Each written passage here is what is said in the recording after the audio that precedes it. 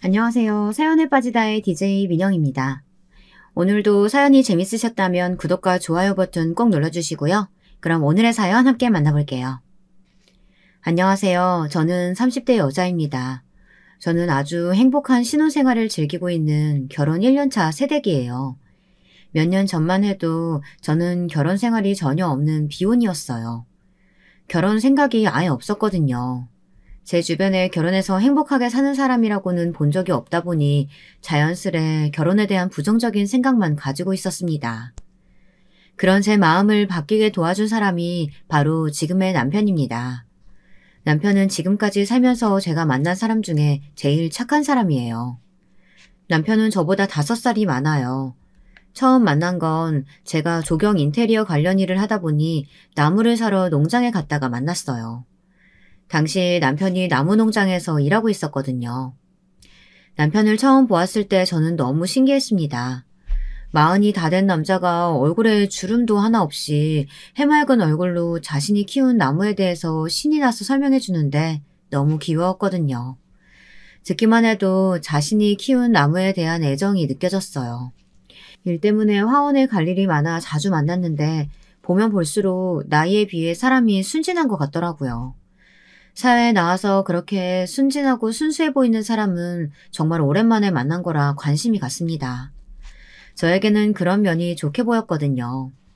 한 번은 나무를 사러 온 까다로운 손님들 앞에서 우왕좌왕하며 당황한 모습을 보는데 답답하면서도 안쓰러웠습니다. 그럴 때마다 신경이 쓰여 한두 번 도와주다 보니 그만 부부까지 되고 말았네요. 남편은 흔히 말하는 법 없이도 살 사람이에요. 남편 이야기를 하자면 밤새 이야기를 해도 모자랄 정도로 일화가 많습니다. 대략 몇 가지만 이야기 드리자면 남편은 결혼 전까지만 해도 근무하던 농장에서 일주일에 반은 먹고 자고 했어요. 농장이 워낙 규모가 커서 밤에도 보안이랑 관리해야 할 사람이 필요하다는 핑계로 농장 주인이 농장 옆에 작은 컨테이너를 만들어 거기서 남편을 지내게 했습니다. 남편은 어머니와 함께 사는 집이 있는데도 집에 안 가고 굳이 농장에 남아 안 해도 될 일까지 했어요. 농장에서 새벽부터 저녁까지 근무하고도 밤에도 일이 생기면 농장에서 밤을 꼴딱 새기도 했습니다. 그럴 때마다 저는 답답해서 남편에게 잔소리를 쏟아냈어요. 누가 보면 자기가 농장 주인인 줄 알겠어. 얼마 되지도 않는 월급 받으면서 뭘 그렇게까지 열심히 해. 돈도 중요하지만 난 농장 일이 좋아. 내가 다 하나같이 자식처럼 키운 애들인데 아픈 거 뻔히 알면서 근무 시간 아니라고 버려둘 수는 없잖아. 남편은 답답할 정도로 착해서 가끔 제 속을 뒤집어 놓고는 했습니다. 하지만 정말 성실한 사람이에요. 그런 면에 반해서 제가 헤어나오지를 못하고 있습니다. 그런데 어디 세상 사람들이 다 저 같나요? 다들 자기보다 강한 사람한테는 약하고 약한 사람한테는 강한 게 인간이잖아요. 남편은 모두에게 친절했지만 세상 사람들은 그런 남편을 친절하게 대하지 않았어요. 순수하고 착한 남편을 언제나 만만하게 생각하는 사람들이 주변에 수두룩했죠. 그 사실을 처음 알게 된 건 저와 남편이 결혼 준비를 하던 중이었어요. 신혼집을 구하러 다니고 있었는데 그 사실을 알게 된 농장 주인이 남편에게 말도 안 되는 소리를 했다더군요. 결혼하고도 야간에 일 생기면 나와야 하는 거 알지? 일주일에 2~3번은 밤에 나와서 보안점검도 해야 되고. 처음 근무할 때 원래 밤 근무까지는 하기로 한 게 아니었잖아요. 다니다 보니까 제가 일이 재밌어서 며칠씩 도와드린 건데 추가 수당 받는 것도 아니고 의무적으로 하라고 하시면 안 되죠. 총각 시절이었으면 남편은 분명 거절을 못했을 거예요. 그래도 결혼하고 저와 살게 된 게 좋기는 했는지 남편도 웬일로 농장 주인에게 속에 있는 소리를 했더군요. 추가 수당 같은 소리 하고 있네. 너 우리 가게 컨테이너에서 매일 먹고 자고 했잖아. 오히려 내가 월세를 더 받아야지. 사람 심보라는 게 참 그래요. 처음 남편이 퇴근 안 하고 농장에 남아 나무들을 돌봤을 때는 고맙다고 너 같은 직원이 어디 있냐고 추켜 세우더니만 몇 년이 지나 그 일이 당연해지니 고마운 줄 모르는 거죠. 저는 남편에게 차라리 농장을 그만두는 건 어떠느냐고 물었어요. 하루도 빠짐없이 열심히 일하는 남편이 왜 그런 취급을 당하면서까지 그 농장에 있어야 하는지 이해가 되지 않았거든요. 제 말에도 남편은 끝까지 화원을 그만두지 않겠다고 했습니다. 화원에 있는 나무에 자기 손때가 다 묻어있는데 그만두고 싶지 않대요. 할 수 있는 데까지는 끝까지 해보겠다고 했습니다. 저는 저까지 남편에게 세상 물정을 너무 모른다, 답답하다 이런 식의 부정적인 이야기는 하고 싶지 않았어요. 저는 남편이 하고 싶은 대로 하도록 두었습니다. 저라도 남편을 믿어주고 싶었어요. 그런데 얼마 뒤 남편에게 일이 생겼습니다. 남편은 농장 주인에게 제대로 뒤통수를 맞았어요. 어느 날 집에서 자고 있는데 누군가 초인종을 눌렀습니다. 남편과 저는 둘 다 깨서 함께 현관에 나갔는데 글쎄 경찰이 집에 왔더라고요. 저희는 너무 놀라 무슨 일로 왔냐고 경찰에게 물었죠. 그러자 경찰이 하는 말이 어이가 없었어요. 남편더러 절도 혐의로 함께 서까지 가야 한다고 하더군요. 알고 보니 그날 밤 농장 경보장치가 울려 경찰이 출동했고 비싼 특수목들이 몇 그루나 사라졌대요. 이미 손님에게 팔린 나무라 배달하려고 포장까지 예쁘게 해놨는데 그대로 사라져버렸답니다. 남편은 당연히 본인이 훔치지 않았다고 부인했죠. 저도 말도 안 되는 소리 하지 말라고 경찰을 쏘아붙였습니다. 퇴근하고 집에 와서 내내 저와 함께 있었는데 농장에 있는 나무를 어떻게 훔치겠어요. 그런데 경찰 말이 경찰에 신고한 농장 주인이 범인을 남편이라고 지목했답니다. 농장 CCTV에 범인이 전혀 찍히지 않은 게 바로 남편이 범인이라는 증거라면서요. 우리 농장에 CCTV가 몇십 대예요. 그 많은 게 일일이 어디 있는지 아는 사람은 나랑 제 둘뿐이에요. 그 많은 거 다 피해 다니면서 카메라에 안 찍혔다는 건 저놈이 범인이라는 거죠. 농장 주인 한마디에 남편은 경찰서에 끌려가 몇 시간 동안 조사를 받았어요. 당연히 증거도 혐의도 없으니 금방 나오기는 했지만 몇 년을 함께 일한 농장 주인에게 의심을 받았다는 것 자체가 남편에게는 상처가 됐습니다. 남편은 며칠 동안 잘 먹지도 못하고 출근도 못하겠다고 하더군요. 며칠 뒤 나무를 훔쳐간 범인이 잡혔어요. 알고 보니 작정하고 농장의 고가 나무들만 훔치고 다니는 전문적인 절도범들이더라고요. 같은 피해를 당할 농장이 많아서 그 지역에서 수사 중에 잡혔더라고요. 범인이 잡혔으니 마음이 한결 가벼웠지만 문제는 따로 있었습니다. 범인이 밝혀지고 나서도 농장 주인은 제대로 사과 한마디가 없었어요. 오히려 남편 탓을 하며 큰 소리를 쳤습니다. 그러게 밤에 한 번씩 나와서 보안 좀 신경 쓰라고 그렇게 말을 했는데 신혼이라고 신나가지고 일은 다 팽개치고 해볼쭉 하더니만 도둑놈이 들만하지. 사장님, 제가 같이 일한 세월이 있어서 지금까지 꾹 참고 있었는데 애꿎은 사람을 마음대로 의심하고 도둑그룹까지 물었으면 사과부터 하셔야죠. 사과는커녕 지금 도둑 든 게 제 탓이라는 거예요? 내가 너한테 사과를 왜 해? 쓸데없는 소리 하지 말고 빨리 들어가서 일이나 해. 진작 알고야 있었지만 농장 주인은 정말 뻔뻔했습니다. 아무리 그래도 함께 일한 세월이 있는데 실수를 했으면 의심해서 미안했다고 말 한마디 하면 되는 걸 그걸 안 하고 버티더군요. 그 전까지는 일이 아무리 힘들고 농장 주인이 구박해도 남편은 단 한 번도 농장을 그만둔다는 소리를 한 적이 없어요. 그런데 이번 일은 많이 힘들기는 했는지 웬일로 먼저 일을 그만두겠다고 하더라고요. 그런 모습을 옆에서 지켜보는 것만으로도 저는 속상했습니다. 많은 유부 선배님들이 보시기에는 어떠세요? 여러분께서 제 상황이라면 그 농장에 계속 다니라고 할 수 있겠어요? 저는 도저히 못하겠더군요. 제가 이제 막 결혼한 지 얼마 안 된 새댁이라 뭘 몰라서 그러는 건진 몰라도 저는 남편이 원하는 대로 하고 싶은 거 다 하면서 살았으면 좋겠어요. 좀 힘들어도 제가 도와주고 힘이 되어줄 수 있으면 그것만으로도 행복하더라고요. 저는 언제나처럼 남편에게 하고 싶은 대로 하라고 했습니다. 친정부모님은 이런 저를 답답해하세요. 사실 제가 처음 남편과 결혼하겠다고 인사를 드리러 갔을 때도 부모님은 결혼을 반대하셨어요. 저도 예상하지 않았던 것은 아닙니다. 누구보다 제가 저희 부모님에 대해 잘 알고 있으니까요. 제 남편은 절대 저희 부모님 마음에 들만한 사람이 아닙니다. 제가 원래 비혼이었다고 말씀드렸었죠. 그 이유가 바로 저희 친정 부모님 때문이에요. 저희 친정 부모님은 두 분 다 유명 로펌에 다니는 변호사세요. 저는 어릴 때부터 유복하게 자랐어요. 동네에서 제일 집값이 비싼 아파트 50평대에 살았을 정도였죠. 더군다나 옷이며 책가방, 운동화까지 제 나이대 친구들은 흔하게 신을 수 없는 고가의 브랜드들이 옷장에 가득했습니다. 친구들은 제 속도 모르고 부모님 직업도 사는 것도 모두 다 부러워했어요. 하지만 저는 하나도 행복하지 않았습니다. 어린애한테 큰 집에 비싼 옷이 다 무슨 소용이겠어요. 매일 그 큰 집에 혼자인걸요. 형제도 없이 매일 그 큰 집에 혼자 있었어요. 어릴 때야 저를 봐주러 오시는 아줌마들이 있었지만 그것마저도 수시로 매일 바뀌어서 정들만 하면 아줌마가 바뀌어 있었죠. 저도 처음엔 외로운 마음에 집에 오는 아줌마들이랑 친해져 보려고 이모이모하며 잘 따랐어요. 그런데 마음을 주고 나면 항상 떠나버리는 아줌마들을 보는 게 어린 나이에도 힘들더군요. 그래서 언제부턴 그냥 아줌마라고 불렀어요. 언제든 제 곁을 떠나도 힘들지 않게요. 어릴 때는 어떻게든 부모님과 함께 있고 싶었는데 막상 자라면서 보니 혼자 있는 것보다 더 힘든 게 부모님과 함께 있는 것이었어요. 부모님은 사이가 굉장히 좋지 않았어요.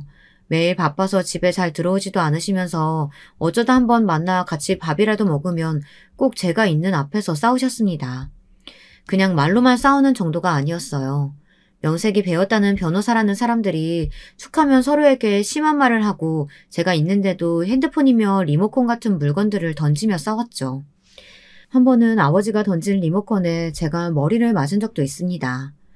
그런 날이면 부모님은 제게 미안해서 어쩔 줄 몰라 하시다가 아주 큰 곰인형이나 원피스를 사주곤 하셨어요. 그리고 그 다음 날이면 또 저는 혼자 집에 있었죠. 그때 생각했어요.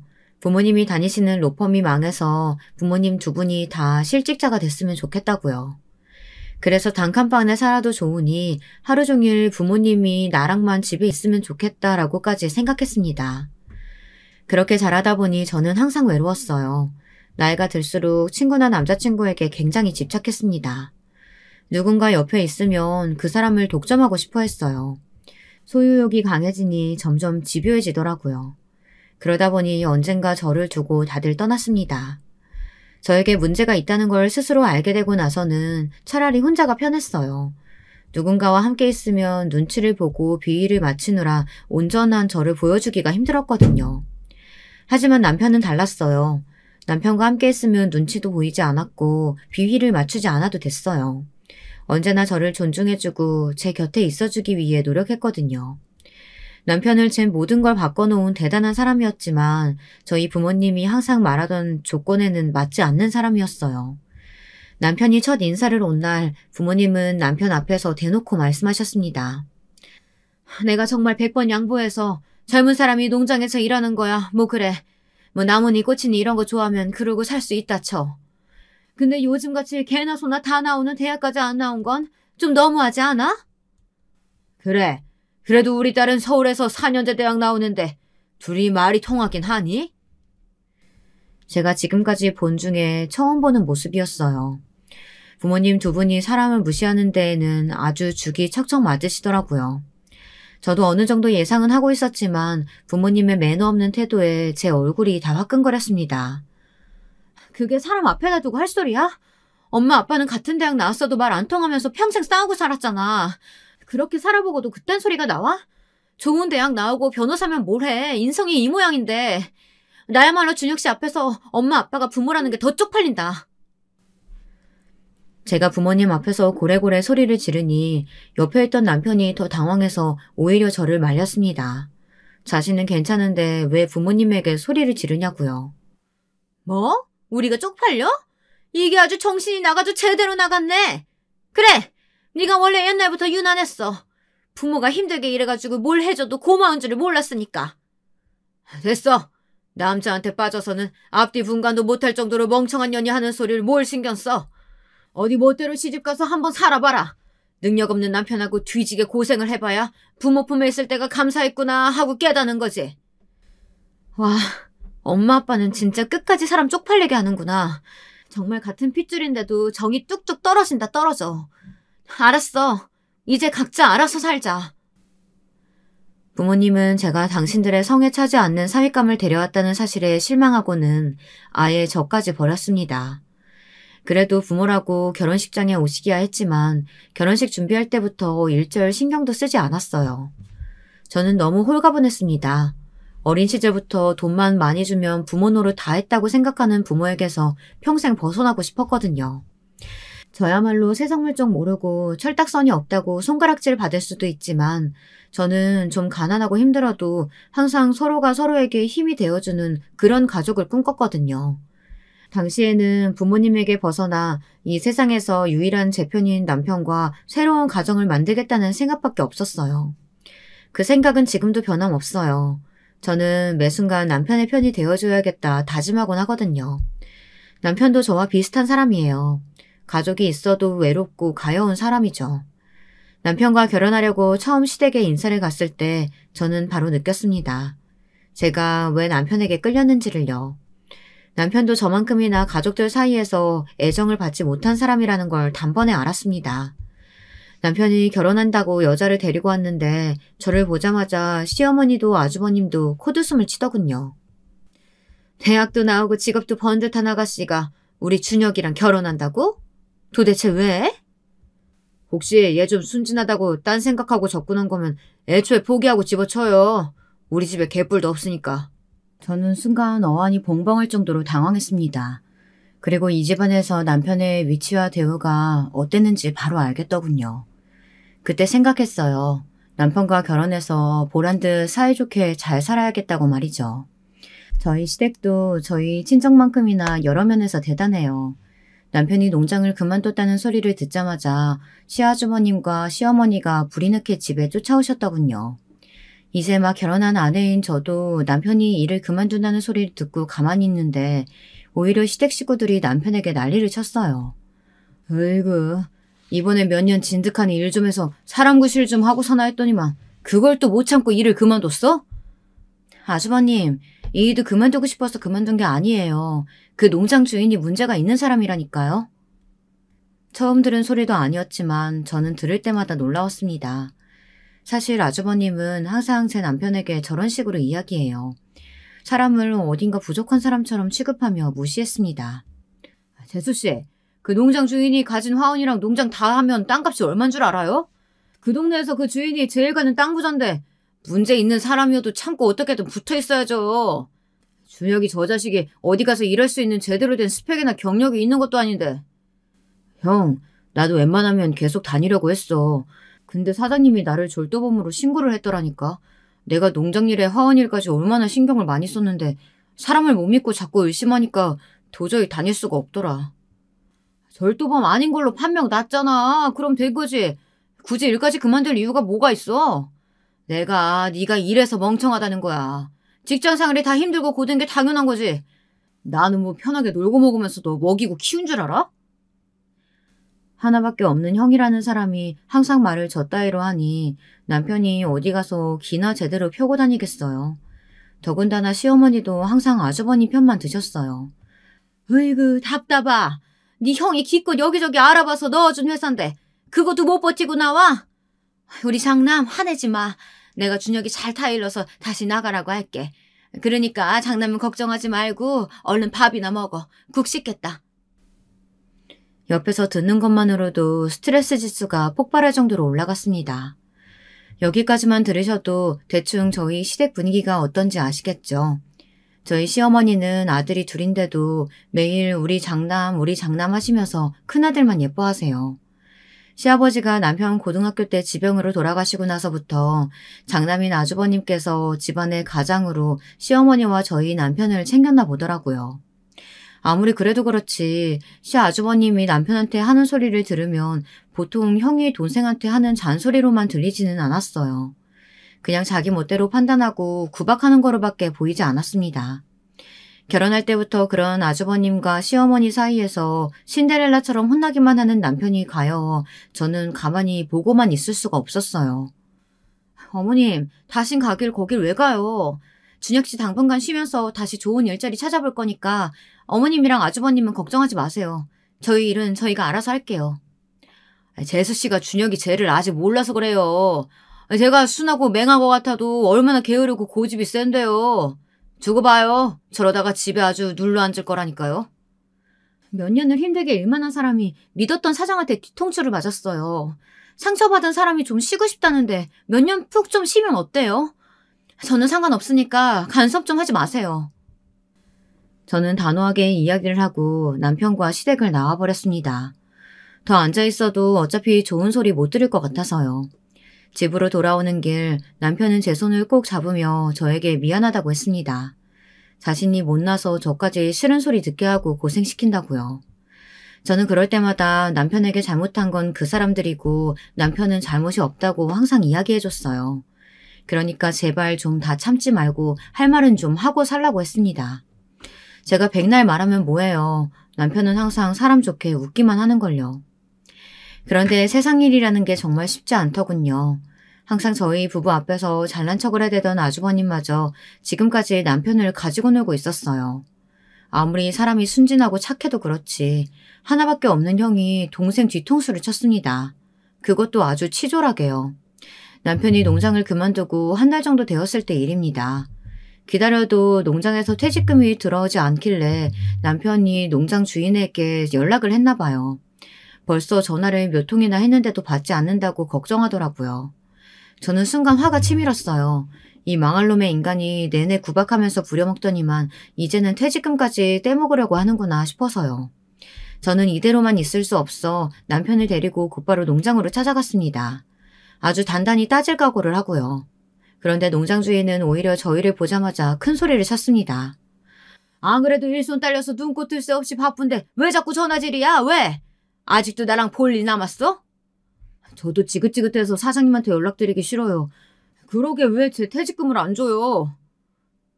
남편은 오늘 내내 저와 연습한 대로 눈에 힘을 빡 주고 농장 주인에게 따졌습니다. 그런데 그 순간 농장 주인은 어이가 없다는 듯 실소를 터뜨렸어요. 이런 거지 같은 집구석을 봤나? 퇴직금에 야근 수당까지 다 일일이 따져서는 다 뜯어가 놓고서는 뭐? 퇴직금을 또 내나? 이런 도둑놈들을 봤나? 저와 남편은 이게 다 무슨 소리인가 싶어 얼떨떨했습니다. 농장 주인이 우리를 속이려고 하는 소리인가 싶어 다시 확인해봤는데 정말 농장 주인에게 제 남편이 퇴직금을 받아갔다는 내용의 계약서가 있더라고요. 남편과 저는 그럴 리 없다고 다시 한번 계약서를 확인했습니다. 그런데 계약서 밑에 사인을 보니 익숙한 이름이 쓰여있더군요. 김진혁, 바로 아주버님의 이름이었어요. 알고 보니 저희가 가기 며칠 전 아주버님이 이미 농장 주인을 찾아갔더라고요. 남편의 출근 기록부를 가지고 말이죠. 남편이 근무한 시간을 하나하나 꼼꼼하게 따지더니 퇴직금이랑 지금까지 주지 않은 근무 외 수당까지 다 내어놓으라고 했다네요. 농장 주인은 퇴직금이야 주겠지만 이미 다 지난 야간 수당을 왜 주냐고 끝까지 버텼나 봐요. 그런데도 아주버님은 순순히 넘어가지 않으셨답니다. 지금 당장 내놓지 않으면 이대로 노동부에 가서 불법 노동 착취로 고소하겠다고 겁을 줬대요. 땅만 많지 평생 농사만 하고 산 농장 주인은 아주버님 말에 홀딱 넘어가 아주버님이 시키는 대로 했나 보더군요. 연세도 많고 법도 잘 모르니까요. 거기다가 더 어이가 없는 건 아주버님이 가져가신 돈이 퇴직금과 근무외 수당뿐이 아니었어요. 그제야 농장 주인이 말을 하는데 이 농장에 남편이 처음 들어왔을 때도 아주버님이 남편을 소개하며 월급의 20%를 자신에게 보내라고 했답니다. 네가 자기한테 생활비를 보내줘야 하는데 네가 신용불량자라서 은행 거래를 아예 못한다고 나한테 월급날 아예 따로 보내달라고 하던데? 그 순간 남편의 불끈진 주먹이 세차게 흔들리는 모습을 제가 똑똑히 봤습니다. 남편도 제 앞에서는 표현하지 않았지만 많이 놀란 것 같더라고요. 당연하죠. 믿었던 형이 지금까지 자신을 속인 건데 놀라기만 할 게 아니라 화를 내고 쌍욕을 해대도 이상할 게 없어 보였습니다. 저는 남편을 대신해 화를 내줬어요. 그걸 말이라고 해요? 준혁 씨가 힘들게 일한 돈을 물어보지도 않고 멋대로 남한테 주면 어떡해요? 형이 어떻게 남이야? 이 동네에서 진혁이만큼 똑똑하고 책임감 강한 놈이 어딨다고. 모자란 동생의 홀어머니까지 평생 끼고 살면서 옆에서 챙기는데 안쓰럽지? 남편의 동네가 참 좁아요. 태어나서부터 지금까지 한 집 살면서 매일 같은 동네 사람들과 어울려 살다 보니 각자 집안의 수저가 몇 개인지까지 다들 알고 있었죠. 시아버지가 일찍 돌아가시고 아주버님이 혼자 시어머니와 남편을 챙겼으니 동네 사람들은 아주버님을 아주 대단하게 생각했어요. 물론 아주버님이 대단하기는 해요. 힘든 상황에서도 열심히 공부해서 4년 내내 장학금을 받고 대학도 다녔고 동네에서 가장 큰 기업에 들어가 지금은 부장까지 됐으니까요. 그러다 보니 동네 사람들은 아주버님이 하는 말이라면 다들 믿고 따랐어요. 저도 눈치가 있으니 아주버님이 동네 사람들에게 많이 배운 거 없고 순진한 동생을 뒤에서 많이 챙기는 것처럼 이야기하고 다닌다는 걸 알고 있었죠. 동네 사람들이 제가 지나갈 때마다 어딘가 안쓰러운 눈으로 바라보며 툭하면 고생이 많다고 어깨를 두드려주곤 했으니까요. 그런데 신용불량자라고까지 말하고 다니고 어딘가 좀 모자란 사람인 것처럼 이야기하고 다니는 줄은 꿈에도 몰랐습니다. 남편은 신용불량자도 아니고 모자라지도 않아요. 그런 거짓말까지 하고 다니며 동생 돈이나 착취하는 못난 형이 세상에 어디 있답니까? 저는 그 길로 아주버님에게 따지러 갔습니다. 저희 돈도 다 내놓으라고요. 아주버님은 결혼하고 아이도 둘이나 있지만 시어머니와 함께 살고 있어요. 형님과 조카들이 미국에 가 있거든요. 흔히 말하는 기러기 아빠예요. 제가 보기엔 형님이 고지식하고 잘난 척 심한 아주버님과 아들 바라기인 시어머니와 함께 사는 게 힘들어서 미국으로 가신 건 아닌가 싶기도 해요. 저 같아도 아주버님이나 시어머니 같은 사람하고는 하루도 못 살 것 같거든요. 시어머니는 처자식 없이 혼자 사는 아들이 안쓰러워 어쩔 줄 몰라 하세요. 거기다가 장남이 모든 생활비까지 책임지며 함께 살고 있으니 아주 장남이라면 덜덜 떠시죠. 남편이 가끔 시어머니에게 서운한 일이 있을 때마다 하는 말이 있어요. 어릴 때 엄마가 항상 학교가 끝나면 형한테만 잘 갔다 왔냐고 물어봤어. 내가 옆에 있는데도 형한테만. 그래서 나는 어디서 주워온 게 아닌가 싶었다니까. 아이가 그런 생각이 들 정도면 엄마가 도대체 얼마나 두 자식을 차별했을까 싶어요. 저는 이번 일만큼은 그냥 지나칠 수가 없었습니다. 아주버님에게 사실 확인을 하고 도대체 남편과 제게 말도 안 하고 왜 멋대로 그런 짓을 한 건지 단단히 따져 물을 생각이었습니다. 농장에서 나와 바로 시댁으로 갔더니 아주버님은 안 계시고 시어머니만 계시더군요. 저는 시어머니에게 그날 있었던 일에 대해 다 말했습니다. 아주버님이 저희에게 말도 안 하고 지금까지 남편 월급의 20%를 마음대로 가지고 가고 있었고 퇴직금이랑 수당까지 챙겨갔다고요. 시어머니는 제 말을 믿지 않았어요. 제가 아주버님의 사인이 적힌 계약서까지 보여드렸는데도 아주버님 편을 들었습니다. 장가라도 가면 정신 차리고 잘 살 줄 알았더니만 너는 아직도 네 형을 모르니? 네 형이 뭐가 부족해서 네 돈을 탐내? 네가 퇴직금도 못 받고 수당도 못 받을까 봐 알아서 챙겨주려고 그런 거겠지. 암튼 천성은 변하지를 않는다니까. 새아기, 너도 그래. 너라도 남편이 멍청한 짓 하고 돌아다니면 옆에서 말렸어야지. 동네 창피하게 그걸 또 따지려고 농장까지 갔어? 어머니 말씀대로 퇴직금이나 수당은 알아서 챙겨주려고 했다고 쳐요. 그럼 지금까지 몇 년 동안 일절 말 한마디도 없이 왜 멋대로 월급에서 20%나 떼가는 건데요? 그건 어떻게 설명하실 거예요? 그거야 다 따로 모아뒀겠지. 우리 집 장남이 대기업 부장이야. 뭐하러 그런 푼돈에 손을 대겠어? 답답할 노릇입니다. 저는 너무 화가 나서 속이 터질 것만 같았어요. 어떻게 된 게 엄마라는 사람이 저렇게 자식을 대놓고 차별할 수가 있을까요? 그때 마침 아주버님이 집에 돌아왔어요. 저는 아주버님에게 달려가서 물었습니다. 왜 우리한테 상의도 안 하고 멋대로 농장 주인을 찾아가 퇴직금에 수당까지 챙겨갔냐고요. 그러자 아주버님은 표정 하나 안 변하고 당당하게 말했습니다. 나중에 내가 다 챙겨주려고 그랬죠. 내가 믿을 만한 곳에다 다 넣어놓고 오는 길이니까 걱정하지 말고 돌아가요. 형, 그게 말이 돼? 내가 엄연히 결혼해서 가장이 있는데 내 돈을 형이 함부로 하면 어떡해. 뭐야?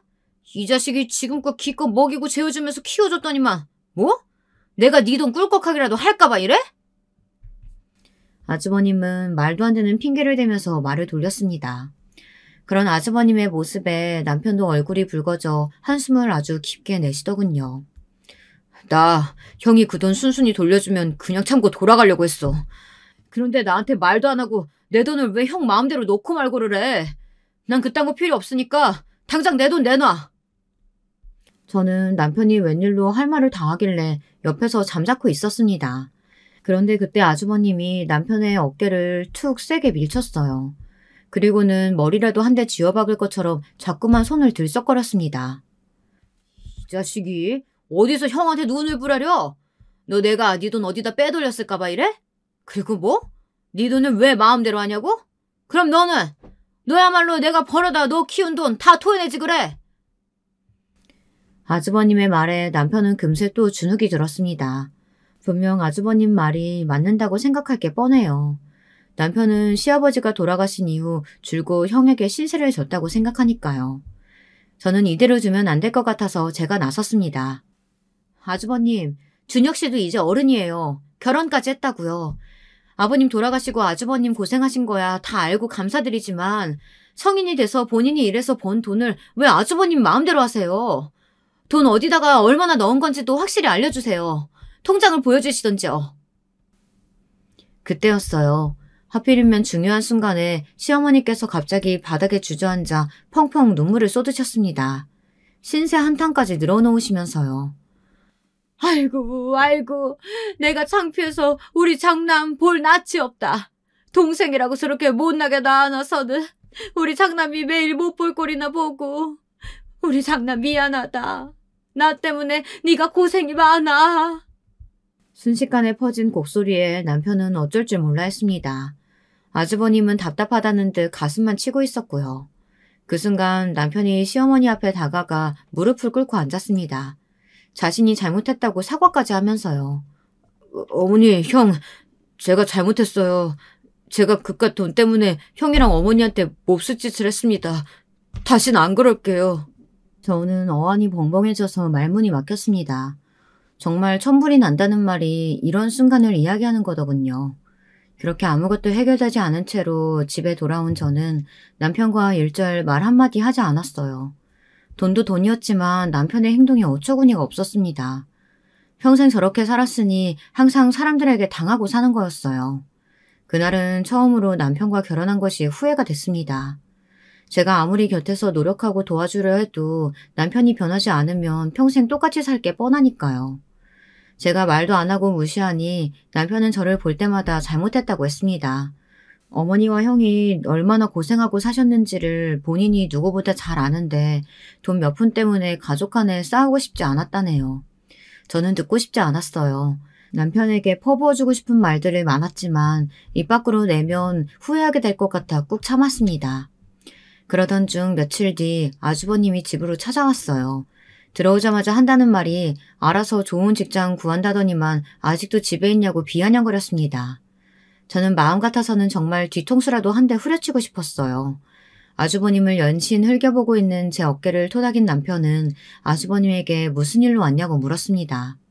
그러자 아주머님은 무슨 대단한 이야기라도 하는 사람처럼 어깨를 잔뜩 으쓱거리며 잘난 척을 하더군요. 네가 나 아니면 어디 가서 사람 구실이라도 하겠냐?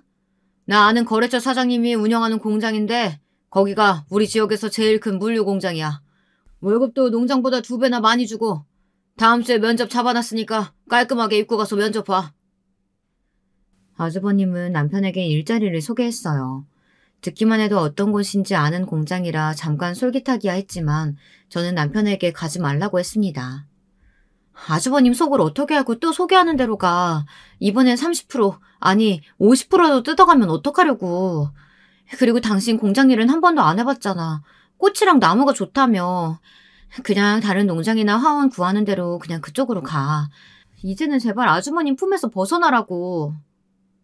저는 며칠 동안 답답했던 심경을 꾹꾹 누르며 남편에게 울부짖었어요.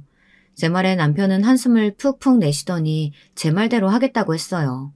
자신도 공장 일은 자신 없고 좋아하는 일을 하고 싶다고요. 그런데 사람 일이라는 건 참 변수의 연속입니다. 저희 부부에게도 선물이 찾아왔어요. 아이가 생겼습니다. 임신 사실을 알았을 때 남편과 저는 밤새 부둥켜 안고 울었어요. 너무 행복해서요. 그런데 한편으로는 걱정거리가 있었어요. 제 일이 사무실에 가만히 앉아있는 일도 아니고 밤낮으로 바빠요. 야근도 많고요. 거기다가 남편도 아직 직장이 없는 상태로 일을 구하고 있는 중이잖아요. 사는 집도 전세라 내년엔 전세금도 올려줘야 할 텐데 걱정이 이만저만이 아니었습니다. 고민 끝에 남편은 아주버님이 소개한 공장에 출근하기로 했습니다. 저는 남편에게 조금 더 생각해보자고 했지만 남편은 단호했어요. 지금까지 한 번도 본 적 없는 모습이었습니다. 우리 아이도 생겼는데 가장이 집에서 놀고 있으면 안 되지. 나 여보랑 우리 아기 생각해서 열심히 일할 거야. 그러니까 당신 아무 걱정하지 말고 우리 아기만 신경 써. 저는 어떻게든 남편이 좋아하는 일을 하게 해주고 싶었는데 일이 그렇게 쉽게 풀리지 않더군요. 제 임신 사실을 알게 된 남편은 농장이나 화원보다 훨씬 더 월급을 많이 주는 공장으로 가겠다고 했어요. 저는 혹시나 또 아주버님에게 남편이 이용당하는 건 아닌가 싶어 걱정됐어요. 제 앞에서 남편은 항상 괜찮다고 하지만 사람들에게 받은 상처가 얼마나 힘든지 저도 잘 아니까요. 그래서 마음이 쓰였습니다. 제 걱정이 무색할 정도로 남편은 금방 공장에 적응했어요. 얼마나 성실한지 항상 같은 시간에 출근해 같은 시간에 집에 돌아오곤 했습니다. 제가 늦어서 남편이 먼저 퇴근하고 돌아오면 저녁 준비까지 해 상다리 휘어지게 차려주곤 했어요. 임신한 제가 매일 출근하는 게 안쓰럽다면서요. 그런 남편의 마음이 고마워서 저는 임신한 사람들이 다 한다는 입덧조차 안 하고 임신 초기를 잘 지내고 있었습니다. 그러던 어느 날이었어요. 남편이 퇴근하고 집에 올 시간이 훨씬 넘었는데도 웬일로 집에 오지를 않더라고요. 저는 그 성실한 사람이 오늘은 웬일인가 조금 더 기다려보기로 했습니다. 무슨 일이 있으면 바로 연락을 했을 테니까요. 그런데 1시간이 훌쩍 넘었는데도 남편은 연락이 없이 집에 오지 않았어요.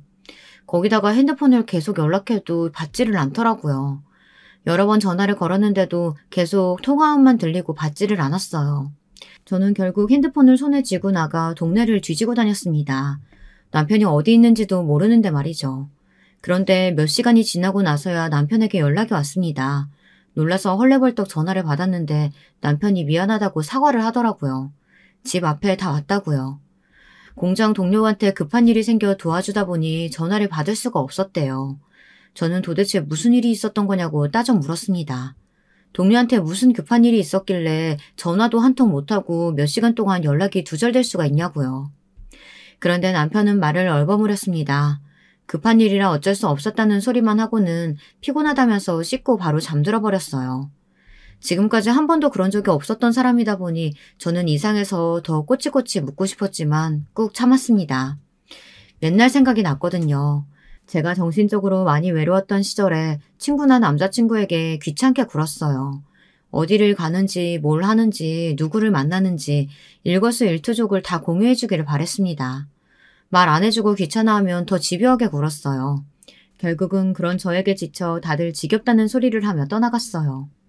남편이 제 곁을 떠난다는 건 단 한 번도 상상해 본 적이 없어요. 상상하고 싶지도 않았습니다. 저는 남편에게 도대체 무슨 일이 있었던 건지 궁금해 미쳐버릴 노릇이었지만 참았어요. 남편은 절대 거짓말을 하거나 허튼 짓을 할 사람이 아니니까요. 그런데 그날 이후부터 그런 일이 잦았습니다. 잦아도 너무 잦았어요. 새벽에 출근하는데도 밤 12시 전에 집에 들어온 적이 없어요. 거기다가 더 이상한 건 연락도 잘 되지 않았다는 겁니다. 제가 전화를 해도 잘 안 받고 문자를 해도 한참 있다가 바쁘다는 메시지 덜렁 하나 왔어요. 저는 불안했습니다. 직장을 옮기고 나서 남편이 확실히 많이 달라졌거든요. 집에 와서도 피곤하다며 저와 얼굴도 잘 마주치지 않으려 했고 회사에서 있었던 일도 거의 얘기하지 않았어요. 제가 뭘 좀 묻기라도 하면 괜찮다고 일이 많아서 좀 힘들어서 그런 거라고만 하더라고요. 거기다가 제일 이상했던 건 갑자기 남편 핸드폰에 비밀번호가 걸렸다는 거예요.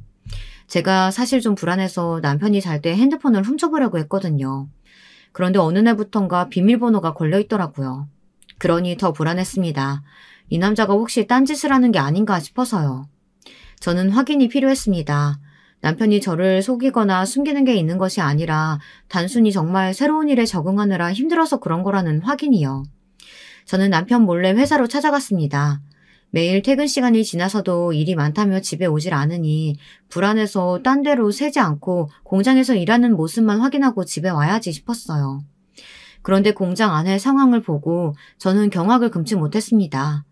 보자마자 눈물이 쏟아져서 도저히 서 있기도 힘들었어요. 야, 머리통이 아무리 모자라도 그렇지 멍청한 놈이 이깟 일도 거지같이 해? 내가 너 들어온 이후로 아주 짜증나서 잠이 안 와. 찰싹. 저는 제 두 눈으로 직접 보고도 믿을 수가 없었습니다. 그 상사라는 놈이 남편의 뺨을 갈겼어요. 더 화가 났던 건 남편의 태도였어요. 자기 뺨을 맞았는데도 전혀 흔들림조차 없었어요. 마치 매일 겪었던 일처럼요. 원래 너처럼 답답하고 모자란 놈들은 말로 하면 못 알아들어. 그럴 땐 한 대씩 패줘야 정신을 차리지. 그만! 당신 지금 뭐 하는 거야? 남편을 한 대 더 때리려고 손을 올리는 인간 앞에 제가 막아섰습니다. 제 등장에 거지 같은 상사놈뿐 아니라 남편도 놀라 제 앞을 가로막더군요. 제게 여기에 왜 왔냐고 소리치면서요. 당신이야말로 이렇게 개 같은 인간한테 왜 맞고 있는데. 이봐, 당신이 뭔데 내 남편을 때려? 당신 깡패야? 조폭이야? 아이씨구, 남편은 바보 멍청이 새끼인데 마누라는 앞뒤 구분도 못하는 쌈딱이네? 뭐? 쌈딱? 이 무식한 공돌이 새끼야. 너 내가 누군지 알아? 우리 아버지가 부장검사야. 너 내가 가만 안 둘 거야. 지금 당장 내 남편한테 사과해. 저도 모르게 너무 화가 나니 아무 말이나 막 뱉게 되더군요. 여러분은 이해하시죠? 남편이 맞는 꼴을 봤는데 아내가 어떻게 가만히 있을 수가 있겠어요. 저희 아버지가 부장검사는 아니지만 변호사인 어머니 아버지 친구 중에 검사, 판사 다 있어요. 부모님과도 왕래를 안 하고 지내기야 하지만 그래도 엄연히 하나밖에 없는 사이가 맞았는데 가만히 계시지는 않겠죠. 일말의 기대를 가지고 저는 마구 퍼부었습니다. 뭐 사과? 부장검사 같은 소리 하고 있네. 에이, 뻥치지 마. 부장검사 사이가 왜 이딴 공장에서 일을 해? 그래, 못 믿겠어? 좋아, 사과 안 하면 며칠 뒤에 당신 앞으로 소쩍 날아갈 거야. 어디 한번 직장 내 괴롭힘으로 신고당한 상사로 평생 이 좁은 동네에서 살아봐. 남편이 말리지 않았다면 저는 그 망할 놈의 공돌이 새끼에게 달려들어 머리털을 다 뽑아버릴 작정이었어요. 남편은 흥분한 저를 데리고 공장을 나왔습니다. 저는 진정이 되질 않았어요. 도저히 속이 풀리지 않아 저는 아주버님에게 곧바로 전화에 따졌습니다. 아주버님 때문에 남편이 아주 못볼 꼴을 당했다고요. 지금까지는 남편이 참아서 저도 넘겼지만 더는 못 참아요. 소개를 해줘도 어떻게 저딴 데를 소개할 수가 있어요? 준혁 씨가 어떤 대우 받으면서 다녔는 줄 알아요? 저 아주버님도 절대 용서 못하니까 그런 줄 아세요. 집에 오면서 남편과 이야기를 나눴습니다. 알고 보니 공장에 다니는 내내 그 상사라는 인간한테 괴롭힘을 당했대요. 처음엔 막말만 하는 정도였는데 점점 자기 일까지 남아서 하게 하고 못하면 공장 사장에게 이야기해 남편을 자르게 하겠다고 했대요. 거기다가 하루에 수십 번 전화 거는 것도 모자라서 메시지로도 연신 괴롭혔나 봐요. 그래서 남편은 핸드폰에 비밀번호를 걸어놓은 거더라고요. 혹시나 제가 보기라도 할까 봐요. 제 남편 아시죠? 답답할 정도로 잘 참고 남들한테 멍청하다는 소리를 들을 정도로 착한 사람이에요. 앞으로 아이가 태어나면 사정이 지금보다 더 힘들어질 테니 남편은 공장을 그만둬서는 안 된다는 책임감이 컸던 것 같아요. 힘들어도 참고 견딘 거죠. 저는 남편을 꼭 안아줬습니다. 지금까지 너무 고생 많았다고요. 답답해도 어쩌겠어요. 백날 말해도 천성은 변하질 않는걸요. 제가 선택한 남편이 이런 사람이니 제가 안아줘야죠. 그날로 남편은 공장에 사표를 내고 저는 공장에 그 망할 놈에게 복수할 방법을 찾고 있었어요. 연락을 끊은 친정 부모님께라도 연락해야 하나 하고 있었죠. 그런데 바로 다음 날 믿을 수 없는 일이 일어났습니다. 누군가 초인종을 눌러 남편과 문을 열고 나갔더니 아주버님과 그 망할 공장 상사놈이 있었어요. 미안해. 요즘 내가 일이 많아서 스트레스가 심했는데 그걸 나도 모르게 준혁 씨한테 풀었나 봐. 내가 정말 미안해. 생각지도 못한 일이었습니다. 공장 상사라는 사람이 갑자기 바닥에 무릎을 꿇고 남편에게 사과하기 시작했어요. 알고 보니 제가 어제 아주버님에게 전화해 한 말로 아주버님이 열이 받아 새벽부터 공장에 찾아갔더군요. 그 공장은 아주버님 회사 거래처였어요. 아주버님은 공장 사장을 찾아가 난리를 쳤답니다. 사장님이 사람 구해달라길래 기껏 내 동생 추천해드렸더니 감히 내 동생 얼굴에 손을 대요? 그 직원 누구예요? 지금 당장 나와서 내 동생한테 사과 안 하면 오늘부터 이 공장하고는 거래 끊을 거니까 알아서 하세요. 그 공장의 가장 큰 거래처가 아주버님의 회사라네요. 아주버님네 회사랑 거래를 안 하면 공장 문을 닫아야 할 정도라네요. 그러니 공장 사장도 아주버님 말을 거역할 수가 없었죠. 공장 사장은 그 자리에서 그 직원에게 남편에게 가서 무릎 꿇고 사과하라고 했답니다. 아니면 오늘부로 해고라고요. 저는 거지 같은 상사놈이 집까지 와 무릎을 꿇는 것도 신기했지만 아주버님의 행동도 놀라웠어요. 저는 형제가 없어서 잘 모르지만 본인은 지금까지 그렇게 남편을 무시하고 구박했으면서 남이 동생을 괴롭히는 꼴은 보기 싫었나 봐요. 우리 재수씨 친정이 검사, 판사, 변호사 없는 게 없는 집안이야. 당신 잘못 걸렸어. 이번 일로 우리가 콩밥 쓰게 먹게 해줄 테니까 아주 각오해. 아이고, 제가 경솔했습니다. 정말 잘못했어요. 평생 사죄하는 마음으로 살 테니까 제발 용서해 주세요. 그 일로 아주버님은 많은 생각을 한 것 같아요. 공장 상사가 돌아간 이후 아주버님은 잠시 우물쭈물 하시더니 남편과 저에게 사과했습니다. 사실은 미국에 있는 형님이랑 아주버님이 이혼을 했대요. 그게 벌써 몇 년 전이랍니다. 아주버님은 이혼하고 싶지 않아 연락도 안 받고 버티고 있었는데 소용없었답니다. 그래서 몇 년 동안 아이들도 못 만나고 돈만 보내고 있었나 보더라고요. 시어머니가 속상해하실까봐 말도 못하고 혼자 끙끙거리느라 그런 스트레스를 알게 모르게 남편에게 쏟은 것 같아 미안하다고요.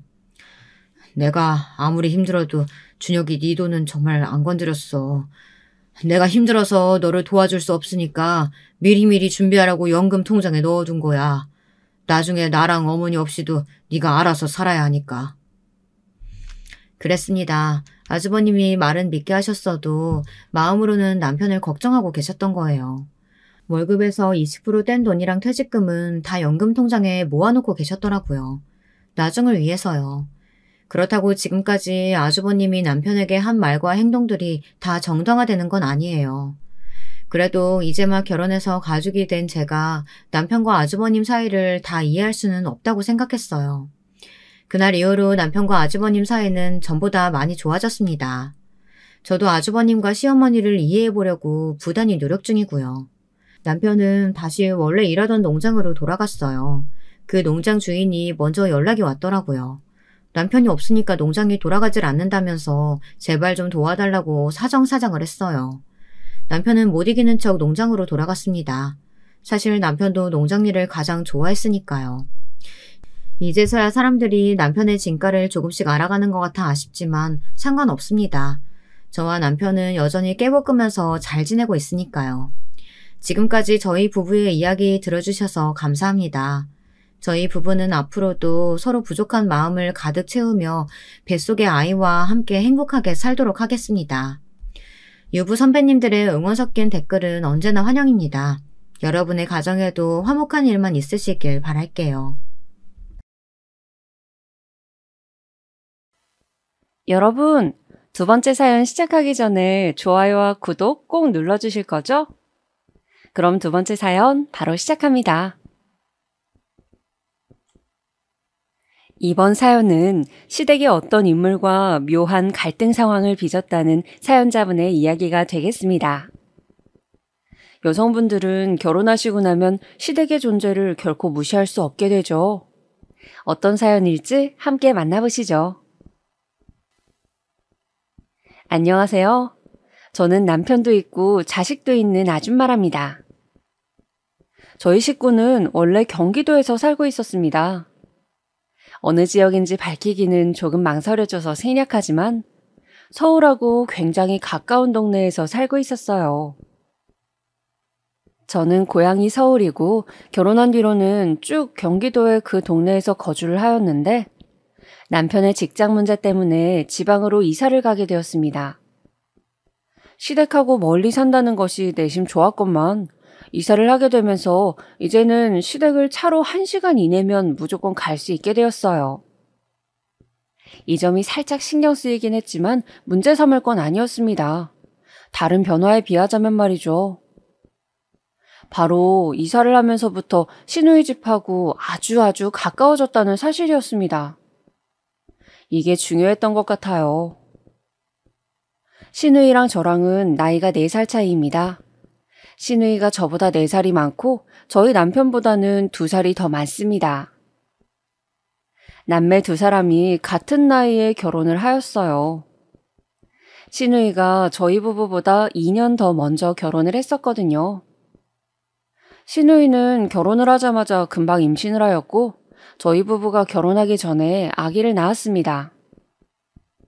지금 쓰다 보니까 떠오른 부분인데, 저 결혼하기 전에 시누이가 낳은 아기를 보러 그쪽에 방문한 적이 있었어요. 그때 생겼던 사소한 일화 한 가지가 생각이 나네요. 다이어트 너무 심하게 하지 마세요.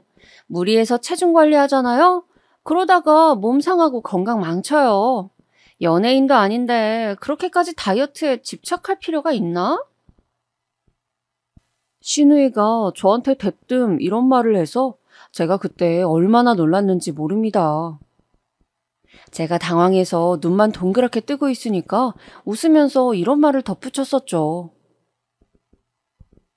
억지로 안 먹고 살 빼면은 생리 끊기고 임신 어려워져서 하는 말이에요. 그 정도로 마른 거면 생리 끊긴 적 있죠? 주기가 들쑥날쑥하지 않아요? 네? 아니요. 매달 정상적으로 하는데요. 우물쭈물 답을 하면서도 제가 정말 민망함에 어쩔 줄을 몰라 했습니다. 그런 이야기를 둘이 있는 데서 한 게 아니라 식구들 다 있는 데서 한 것이었으니까요. 최소한 여자들끼리만 있을 때 그런 얘기를 하던가 정말 매너가 없고 몰상식한 행동이었습니다. 그런 짓을 한 건 시누이였는데 당한 저의 얼굴이 다 화끈거렸네요. 민망함 속에 억울하단 생각이 들었더랬죠. 저는 다이어트에 열을 올린 적이 없었습니다. 원래도 살짝 마른 체질에 가까웠어요. 저희 친정 식구들만 봐도 통통한 몸매 이상인 사람은 아무도 없었고요. 특히 저희 친정아빠가 입이 짧으신 데다 드시는 양도 소식을 하십니다. 아무래도 제가 그런 기질을 물려받았는지 타고나길 몸이 마른 체질이었건만 시누이가 난데없이 그런 소리를 내서 저를 나쁘끄럽게 만들었어요.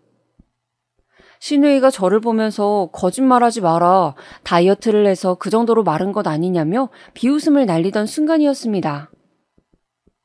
야, 너 왜 이래? 애 낳기 전부터 살이 하도 많이 쪄서 미치겠다, 어쩐다 이런 얘기를 잔뜩 하더니 살 때문에 스트레스 받는다고 그 난리를 한동안 쳐놓고도 또 그 화풀이를 지금 애 먼 사람한테 푸는 거야? 시누이에게 속 시원한 일침을 날린 사람은 바로 그녀의 남편이었습니다. 그러니까 저의 심해 보였죠. 시누이를 보면서 아주 가당치도 않는다는 표정으로 그런 지적을 해주었습니다. 내가 언제 살 때문에 난리를 쳤다 그래? 기껏 다이어트 식단이며 다이어트 체조 수업이며 다 갖다 바쳤더니 쉬지 않고 음식을 먹어대고 움직이는 건 또 귀찮다면서 체조는커녕 기본 운동조차 안 했잖아. 자기 스스로 살이 그렇게 쪄놓고선 뱃속에 우리 애기 핑계나 대고 그러더니 이제는 애 먼 사람한테 왜 시비야? 너 그러지 마라 진짜로.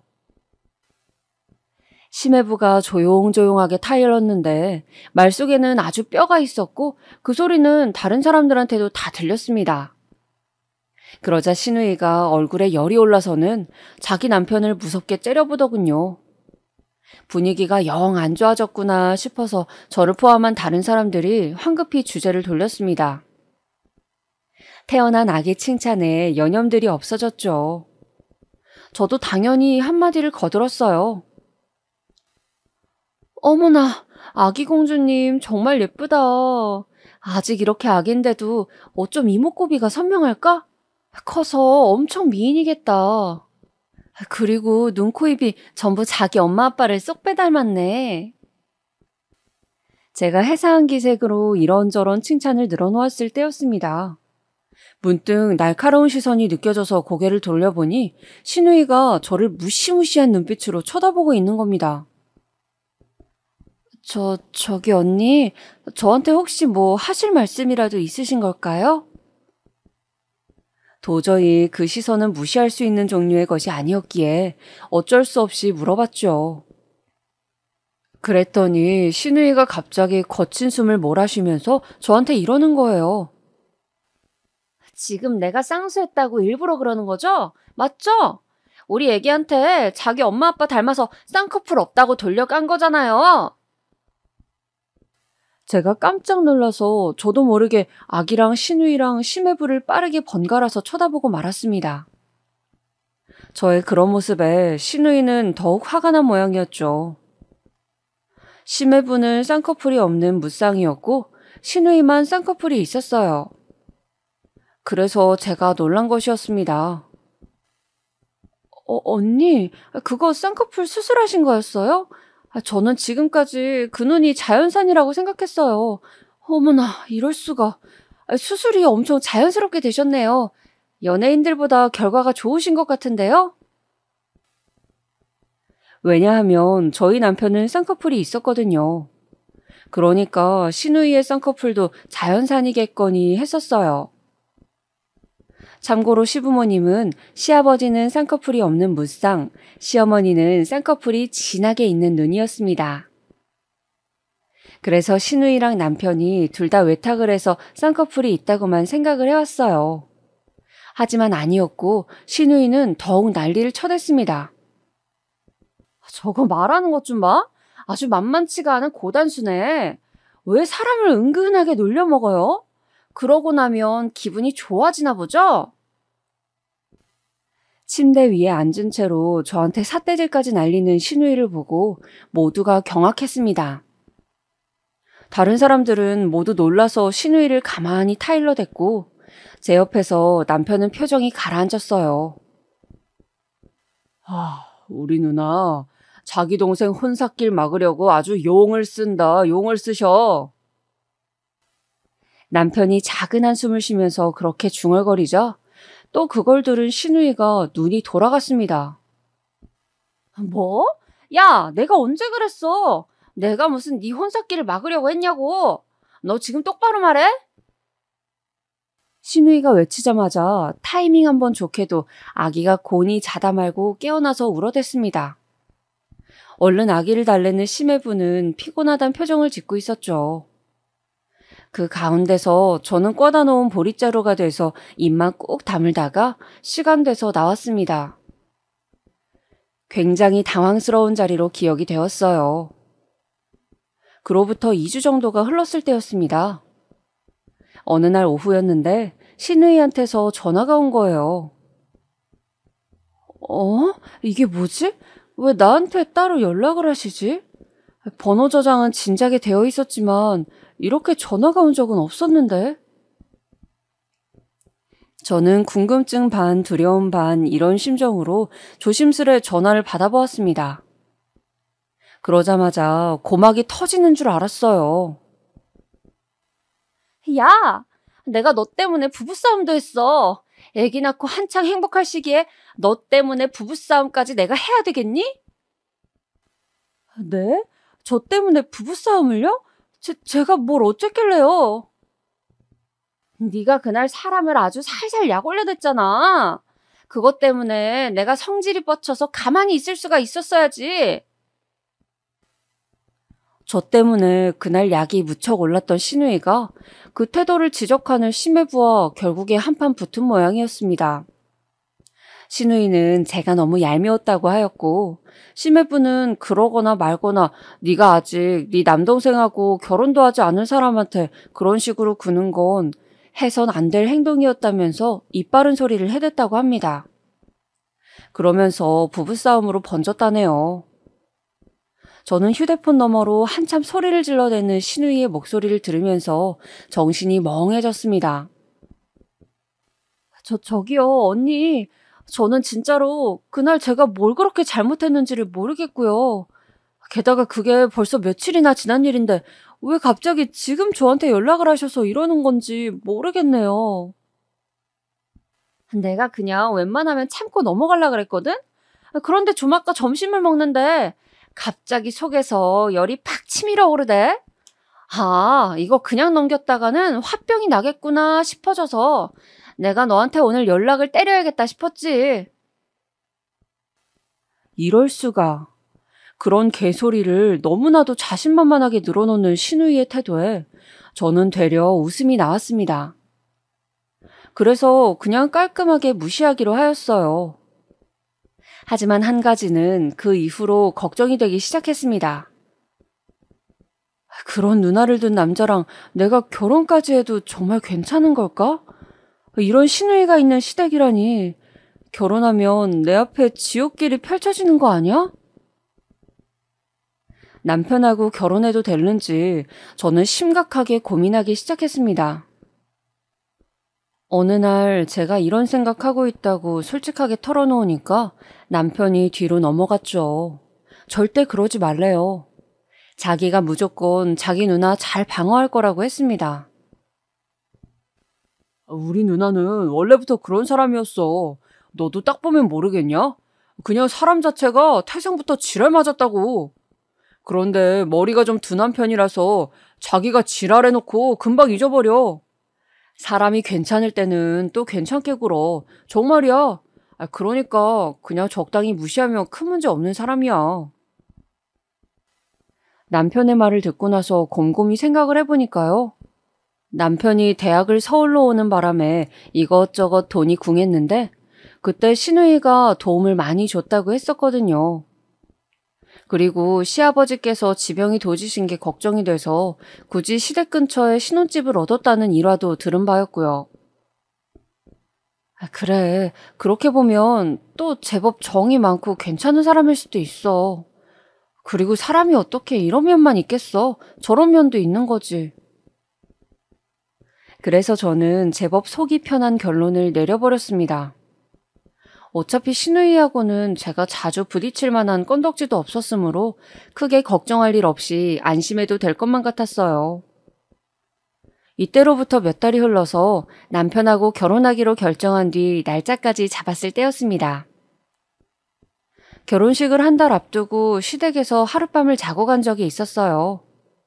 그런데 저희 부부가 시댁에 와 있다는 소식을 접한 시누이가 불쑥 방문을 한 것이에요.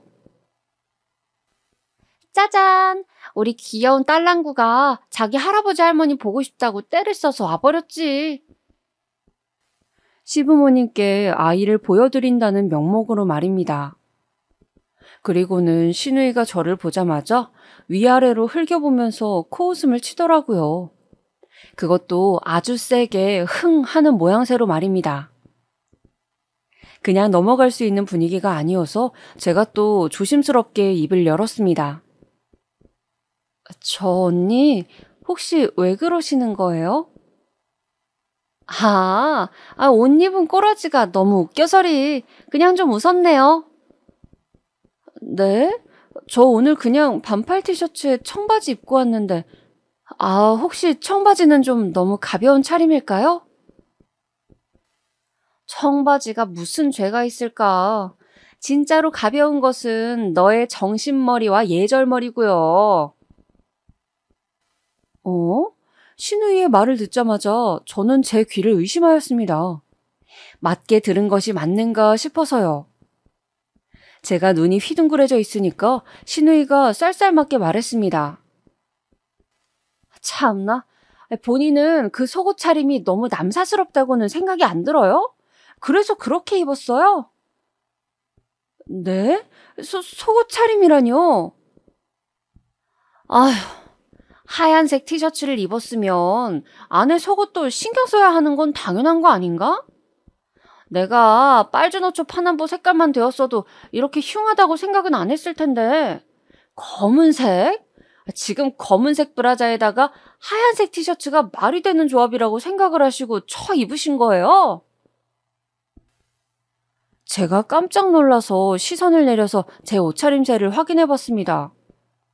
별로 속옷이 비치는지 모르겠더라고요. 자기 예비시댁에 방문하면서 아주 옷차림 선택을 잘 하셨네요. 대단하다, 대단해.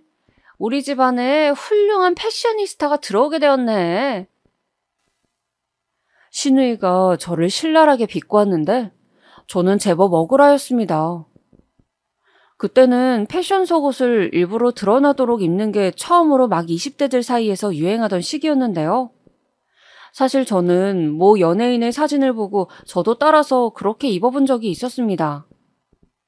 데이트 때 그렇게 입었더니 남편이 저를 보면서 멋있다고 엄지손가락을 치켜들어줬거든요.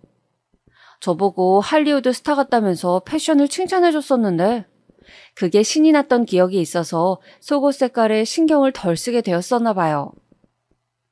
그런데 그날은 하얀색 티셔츠의 소재가 짱짱해서 속옷이 안 비쳤습니다. 굳이 실눈까지 떠가면서 유심히 보지 않는 이상은 모르는 정도였죠. 그런데 신우이가 제 앞에서 그 실눈을 개슴츠레 떠가면서 관찰을 하더니 핀잔까지 준 것이었습니다. 저희 쪽으로 다가온 남편이 상황 파악을 마치고서는 제 편을 들어주었어요.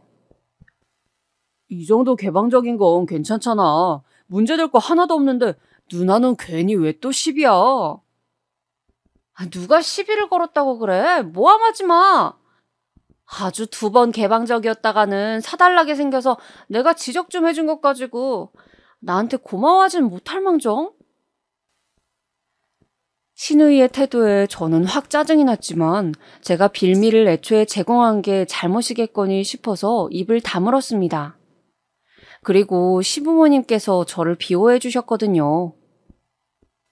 네가 저렇게 입고 싶은데 못 입어서 심술 부리는 건 아니겠지? 아빠는 무슨 그런 말을 하고 그래. 내가 뭐 그런 걸로 심술을 부리는 사람으로 보여? 내가 아는 딸은 그러고도 남는데. 시아버지께서 넌지시 시누이에게 그런 말씀을 건네셨을 때 저는 그냥 눈치만 살피면서 가만히 있었습니다. 여기서 말을 얹거나 잘못 웃었다간 큰일 나겠다는 판단 정도는 저도 섰거든요. 그때 시어머니께서 저에게 오시더니 아주 작은 목소리로 쟤는 신경 쓸 것 없어. 그냥 두면 된단다. 이렇게 속삭여 주셨습니다. 그래서 시누이가 저에게 어떻게 굴고 뭐라고 하든 상관없다는 생각이 들었어요. 시부모님이랑 남편이 굳건히 있었으니까요. 아무튼 나랑은 별로 안 맞는 것 같네. 결혼하고 나서 최대한 안 부딪히게 살아야겠어. 그렇게 다짐을 한 후 바야흐로 저희 부부의 결혼식 날이었습니다. 시누이는 자기 아이를 데리고 왔습니다. 그 어린 아이를 데리고 오다뇨. 웬만하면 진짜 아이는 데려오지 말라고 남편이 거듭 당부를 했었거든요. 시부모님께서도 그러셨다고 하고요. 그럼에도 기어이 데리고 왔더라고요. 분명히 맡기려면 어디 맡길 자기 시댁 식구들이 있었을 텐데 부득불 데리고 온 것까진 그렇다 치고 넘어가겠는데 시누이가 연한 분홍색의 원피스를 입고 왔어요. 내가 이 옷 입으려고 한 달 동안 죽음의 다이어트를 한 건 아니겠어? 시누이가 그렇게 말을 했다는 후문을 전해 듣고 제가 얼마나 기가 막혔는지 모릅니다. 누가 장례식 참석하는 것처럼 무조건 검은색 옷으로 통일하라고 한 것도 아니었어요. 하지만 어느 정도 어두운 계열의 옷을 입어주는 건 하객들이 갖추는 기본 매너이자 상식이잖아요. 그런데 그냥 분홍색도 아니고 아주 연한 빛의 분홍색 원피스라서 저게 하객이 입고 올 법한 옷인지 아니면 신부가 결혼식 뒤풀이 의상으로 입는 의상인지 헷갈릴 정도였습니다. 제 친구들도 그날 전부 다 어두운 색깔의 옷을 입고 참석했고 나머지 사람들도 대동소이했어요. 베이지색 옷을 입은 사람이 2명인가 있기는 했는데 그냥 평범에 빠진 가을 트렌치 코트였기 때문에 나쁜 쪽으로 튀는 것은 절대 아니었습니다. 나쁜 방향으로 튀는 색깔을 걸치고 온 것은 시누이뿐이었어요. 제가 여기까지도 그냥 그러려니 이악 물고 참겠습니다. 하지만 여기에 한술 더 떠서 시누이가 자기 아기 옷도 샤랄라 공주님 옷을 입혀왔어요. 저런 공주님 드레스는 대체 어디서 사다가 애한테 입힌 거야? 해도 너무하네. 이런 수군거림 속에는 웃음도 섞여 있었습니다. 보통 공주님 옷이 아니라 정말로 드레스였어요. 아이 몸보다 살짝 커서 옷이 붕 떠 있었는데 그것 때문에 눈에 더 튀었습니다. 남편도 오죽하면 그걸 보고는 귀엽다는 말보다는 짜증난다는 표정을 짓는 게 우선이었겠나요. 좋은 날이니까 뭐가 됐든 전부 좋게 다 넘어가자고 저랑 대화를 마친 후였음에도 남편은 짜증스러운 눈길을 그쪽으로 보냈답니다. 왜냐고요? 아이가 자꾸만 울었거든요. 아무리 예쁜 자기 조카라도 자기 결혼식 당일에 식장에서 미친 듯이 울어젖히면 짜증이 날 수밖에요. 아기라고 불러도 될 어린아이가 시끄럽게 우는 소리 때문에 하객들의 시선은 자꾸 그쪽으로 집중되었고, 그곳에는 연한 분홍색 원피스 차림의 시누이와 전신이 레이스로 도배된 공주님 드레스 차림의 아이가 있었으니 다들 한동안 시선을 그쪽에 고정하더군요. 우리 딸내미가 크고 나면 이런 멋진 결혼식장에 공주님 옷을 입고 참석했다는 걸 보여주려고 하지. 남는 게 사진이라잖아. 당최 왜 그렇게 입고 나왔냐고 물었더니 시누이는 자기 딸한테 나중에 사진으로 보여주고 싶어서 그랬다고 했습니다. 공주님 드레스와 세트로 분위기를 맞추려다 보니까 자기도 화사한 연분홍색 원피스를 입는 수밖에 없었대요. 어이가 없었죠. 남편은 애가 크면 어차피 이때 일을 기억도 못하는데 사진만 보여줘서 뭘 하냐며 화를 냈습니다. 그러자 시누이는 절대 그렇지 않고 애들도 다 어렸을 때 일들 기억한다면서 맞섰죠.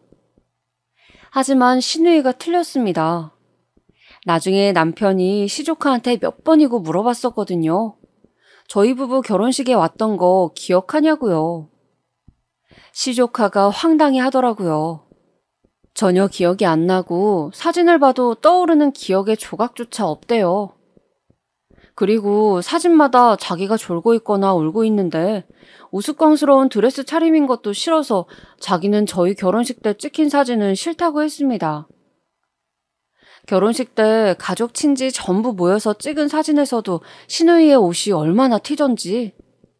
포토샵에 능숙한 제 친구가 시누이의 옷 색깔을 어둡게 조정해줘서 보관은 그걸로 해놨네요. 아휴, 진짜 화가 나 죽겠지만 어차피 먼데 살아서 큰 가족 행사가 있을 때나 명절 연휴 때 아니면 볼 일도 없을 거고, 지금 내가 화를 내봤자 제 살 깎아먹기지 뭐. 결혼했으니까 어느 정도 수능을 하고 먼데 사는 것에 감사하면서 살자. 저는 그런 사실을 바탕으로 위안을 삼았던 것입니다. 아니 그런데 세월이 그리 오래 흐르지도 않았건만 단 몇 년 만에 제가 시누이가 사는 그 지역으로 내려가게 될 줄은 몰랐던 것이죠. 1년에 5번 보는 것도 만만치 않게 느껴지는 상대였는데 앞으로는 더욱 자주 대면하게 될 생각을 하니까 식은땀이 흘렀습니다. 에라이, 뭐 어쩌라고. 상황이 이렇게 돼버린 걸 내가 바꿀 수 있는 것도 아니잖아. 그리고 나도 예전에 그때의 내가 아니야. 저는 결혼하고 나서 번듯하게 표현을 해보자면 사업을 시작했습니다. 제가 아이 낳고 나서 몸조리 끝내자마자 카페 차리는 걸 구상했었거든요. 남편이랑 친정 식구들이랑 오랜 상의를 거친 일이었고요. 집에서 멀지 않은 곳에서 카페를 운영하게 되었고 거기에서 샌드위치를 팔게 되었는데 이게 히트를 쳤습니다. 엄청나게 잘 되었다는 얘기죠. 매상의 대부분이 샌드위치 판매에서 나왔습니다. 초기 계약 기간이었던 2년을 채우고선 권리금을 받고 넘긴 다음에 작은 규모로 아예 건강도시락을 콘셉트로 가게를 차렸습니다. 매장 평수는 훨씬 더 작아졌지만 매출은 더 뛰었어요. 샌드위치뿐만 아니라 아예 밥도시락을 하면서 단가 책정을 높게 잡았는데 가격 상관없이 잘 팔리더군요. 저 스스로도 놀라웠네요. 아기자기하고 예뻐서 일단 눈으로 먼저 한번 맛을 보는 게 제가 만든 도시락의 매력이었습니다. 샌드위치는 재료를 듬뿍 넣고 빵은 건강한 호밀빵 위주로 사용했는데 점심 단체 주문이 매일같이 들어와 있었어요. 그래서 오픈하고 1년이 지났을 때부터는 아예 당일에 판매할 만큼만 선주문 예약을 받아서 운영을 했습니다. 저는 집안일도 해야 했고 아이도 봐야 했기에 욕심을 크게 안 내고 제가 능숙히 해낼 수 있는 양만 처리하기로 한 것이었어요. 그러다 보니까 받은 물량에만 충실하였고 결과물의 수준이 동일하게 나올 수 있어서 충성 단골들이 꽤 생겨났습니다. 제가 그런 장사를 하였던 사람인데 지방으로 내려와서 지내다 보니까 단 한 달 만에 속이 근질근질해지더라고요. 여기서도 한번 장사를 시작해볼까? 본격적으로 맞춤형 도시락을 해보고 싶다는 욕심은 전부터 있었는데 이런 지역의 동네에서도 수요가 있을진 모르겠지만 도전은 해보고 싶네. 고민하던 저는 남편과 상의를 시작했고 시부모님의 의견도 참고하여서 가게를 차렸습니다. 상가 내에 자그마한 규모였고요. 굳이 수익이 어떻게 날지 그런 거 생각하지 말고 네가 부리고 싶은 재주나 마음껏 부려서 도시락을 만들어봐. 남편은 저에게 부담을 갖지 말고 편하게 해보라고 그랬어요. 그 말을 듣고 용기를 낸 저는 소신껏 시판 도시락들의 정형을 따라가지 않고 저만의 메뉴들을 구상해서 도시락을 만들어냈습니다. 하지만 당찬 포부와 멋진 결과물과는 달리 처음에는 제가 그곳에서 장사를 한다는 걸 세상 사람들 아무도 모르나 싶을 정도로 아무도 오지 않았어요. 수익에 대한 걱정보다도 되게 마음이 외로워지더라고요. 제가 굴하지 않았던 건 남편이 저를 지지해주는 것도 있었고 제 아이가 즐겁게 제가 만든 도시락을 먹는 모습을 보면 그래, 뭐 아무래도 상관없지 이런 생각이 들면서 마음 편안한 웃음이 나왔던 것 때문일 것 같네요. 저는 그래서 초기에는 가게 주변에 장사하시는 분들에게 찾아가서 도시락을 드리기도 했었고 근처 주민들이 손님으로 마감 시간에 와주시면 딱 원가 수준의 값만 바꿔서 팔기도 하였습니다. 그러면서도 저는 꾸준하게 제가 만든 것들을 예쁘게 사진 찍어서 인터넷 계정에다가 홍보도 하였고요. 그러던 어느 날이었어요. 그 지역에서 맘카페 활동을 활발하게 하시는 어떤 분이 제 계정에서 제가 판매하는 도시락 사진들을 보시고는 궁금해서 가게로 찾아와 보신 거예요. 간단한 메뉴 상담을 마치고 원하시는 구성으로 도시락 5개를 주문받았습니다. 그리고 이튿날에 예약을 하셨던 도시락을 찾아가셨는데 그게 엄청 마음에 드셨나 봐요. 맘카페에 정성스러운 후기를 올려주신 거예요. 여러분 모두 맘카페가 뭔지는 알고 계시죠? 지역마다 그곳에 사는 엄마들이 활동하는 인터넷 커뮤니티인데 영향력이 막강합니다. 그런 곳에서 우수회원이 칭찬 후기를 써주었으니 엄마들이 죄다 그 게시물을 보고선 호기심을 가진 거예요. 그날 이후로 도시락 문의가 빗발쳤습니다. 문의는 구매로 이어졌고 그때부터 스멀스멀 장사의 물꼬가 제대로 트이기 시작했어요. 저는 직원이나 아르바이트생을 두지 않고 오로지 혼자 하는 것이었기 때문에 하루에 많은 양을 소화해낼 수가 없었습니다. 게다가 단가에 맞춰서 손님이 도시락의 종류를 고르는 방식이었기 때문에 난이도가 천차만별이었어요. 어려운 도시락 주문만 쌓여있는 날이면 노동량이 엄청났다는 얘기지요. 이거 아무래도 막무가내로 주문을 다 받았다가는 결과물의 수준이 별로일 수도 있어. 나는 최상의 도시락만 판매하고 싶은데 욕심 부리지 말고 내가 최선을 다해서 해낼 수 있는 만큼만 주문을 받아야겠다. 짧게 보지 말고 멀리 보자. 그런 계산하에 저는 영업 날짜별로 작업량을 정리해서 딱 그만큼만 주문을 받았습니다. 저는 순수하게 그런 이유에서였을 뿐인데 얼마 지나지 않아서부터 제 가게의 도시락이 한정판으로 소문이 나기 시작하더라고요. 미리 예약하지 않으면 구매할 수조차 없는 고급 수제 도시락으로 어느새 홍보가 되어 있었습니다. 저는 늘 주문량이 들어와 있으니까 당일에 매장에서 판매하는 양을 따로 내놓을 수가 없었던 것뿐인데 그것이 다른 의미로 바뀌어서 색다른 홍보 효과를 내고 말았더라고요. 어리둥절했지만 어쨌든 한정판이 맞기는 맞으니까 저는 부정하지 않았습니다. 그랬더니 이 한정판이라는 것에 꽂힌 엄마들이 제 가게의 수준을 높게 쳐주기 시작한 거예요. 돈이 벌리는 것보다도 저의 가게가 고급 인식으로 자리를 잡은 게 신기하였고 또 뿌듯하였습니다. 제가 연고 하나 없는 지역으로 와서 심심해할까봐 걱정이었던 남편도 그제서야 걱정을 한시름 내려놓았죠. 그리고 시댁에 모여서 밥을 먹던 날이었습니다. 저는 도시락 주문을 받던 와중에 어떤 손님이 이런 식으로 해달라고 했던 대로 만들었는데 조합이 너무 마음에 들어서 와, 이 손님은 정말 아이디어랑 센스가 좋으시다라고 여겼던 게 있었거든요. 마침 그걸 생각해놨다가 시댁에서 저녁 먹자고 모인 김에 그 메뉴를 만들어봤습니다. 이건 반찬도 아니고 웬 주먹밥 같은 걸 상에 같이 놨대? 시누이는 제가 만든 걸 비웃는 눈치였어요. 애들이 소꿉장난하다가 만든 것처럼 생겼다면서 말이죠. 하지만 시아버지께서 일단 아주 맛있게 드셨습니다. 모양도 아기자기하게 생겼는데 먹어보니 맛까지 있다면서 저를 칭찬해 주셨죠. 그러자 표정이 미묘해진 시누이가 제가 만든 것을 먹어보더니 내심 놀란 눈치였습니다.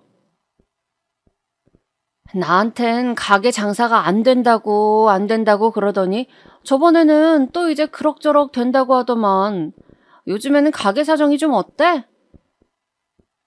시누이가 슬그머니 물어보길래 저는 그냥 솔직하게 저번에 말씀드렸을 때보다는 사정이 낫다고 대답을 하였습니다. 그러자 시누이가 식사 다 끝나고 나서 저를 따로 부르더라고요. 올케, 저번에 올케가 가게 홍보한다는 계정 이름이 뭐였지? 내가 하도 안 들어가 봐서 모르겠네. 아, 제가 운영하는 그 계정이요? 계정 아이디를 제가 알려드릴게요. 시누이가 제 가게 홍보 계정을 궁금해하길래 알려줬죠. 그랬더니 보고서는 화들짝 놀라는 겁니다. 뭐? 말도 안 돼.